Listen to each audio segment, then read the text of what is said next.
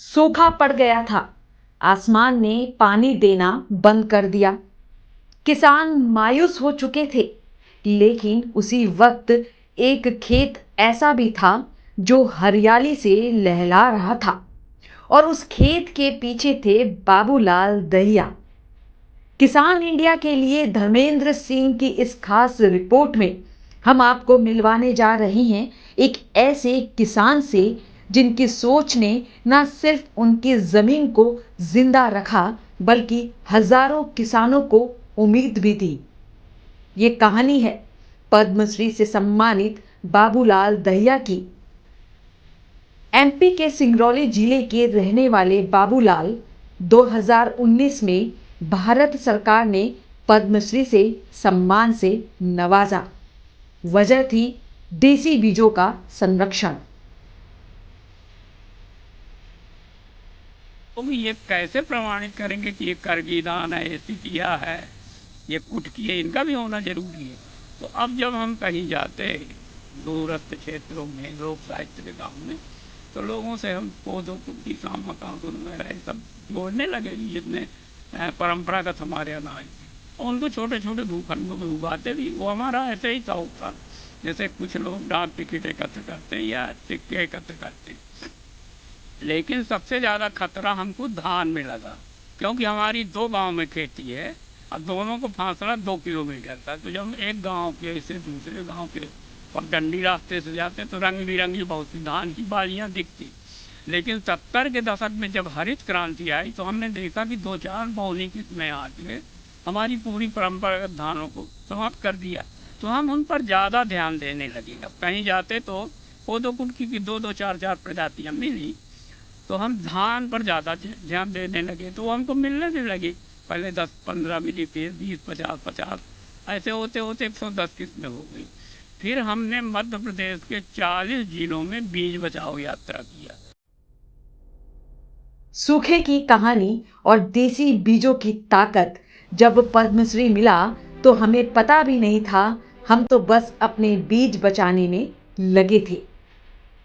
साल 2011-12 में जब उनके गांव में बारिश नहीं हुई और सूखा पड़ गया, तब ज्यादातर किसानों की फसलें बर्बाद हो गई।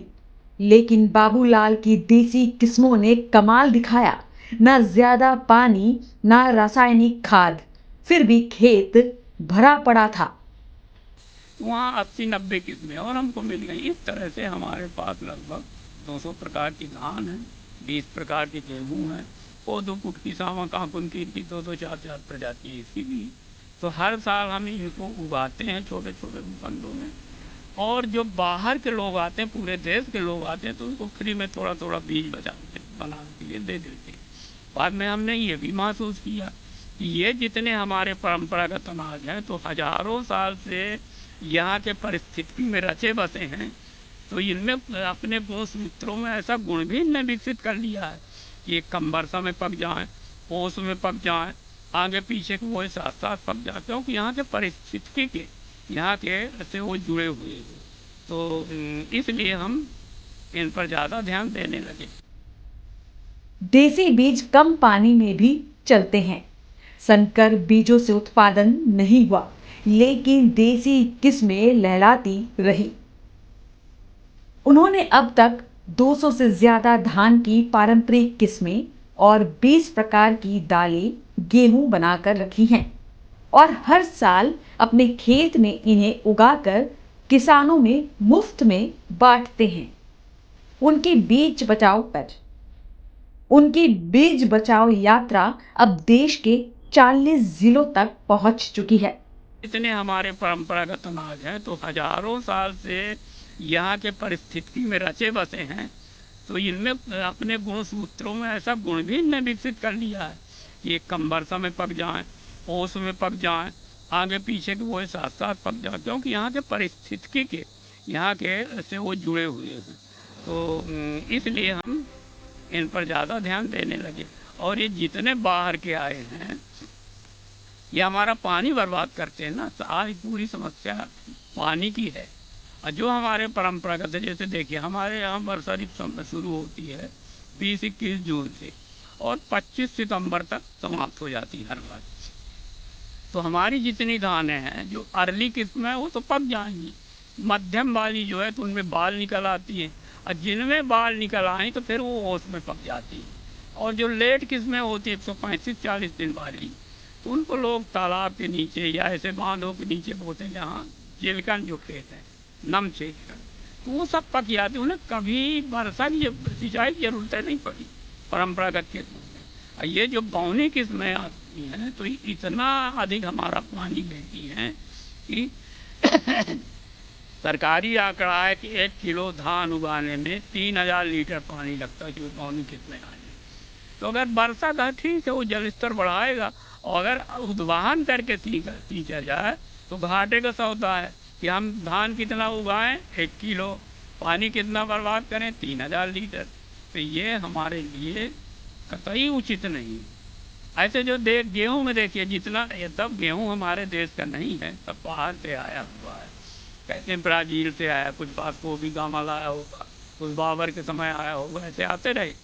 लेकिन जो परंपरागत नैसर्गिक है आप उसमें एक सिंचाई कर दीजिए, वर्षा आधारित है वो बिल्कुल न कीजिए, तो जितना पकेगा ठोस और टिलक बात। ये बौनी किस्म के जितने आए हैं आप 4 सिंचाई कीजिए और अंतिम सिंचाई न कीजिए तो तुचक के आधा रह जाएगा, बाजार में उसका कोई मूल्य न मिले। बाबूलाल कहते हैं हर देसी चावल का स्वाद अलग होता है, इसकी कीमत भी अच्छी मिलती है। सबसे बड़ी बात, सिर्फ गोबर की खाद से खेती हो जाती है, ना जमीन खराब होती है ना लागत बढ़ती है।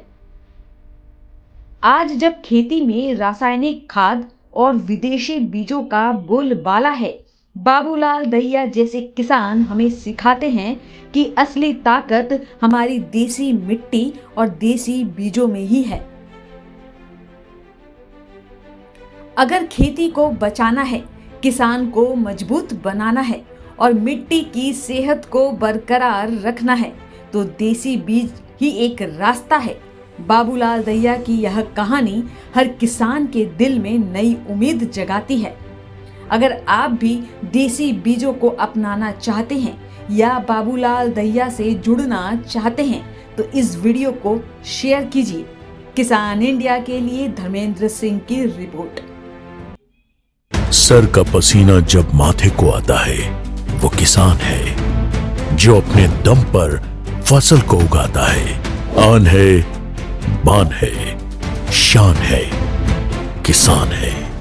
किसान इंडिया, चलेगा हल, बढ़ेगा बल।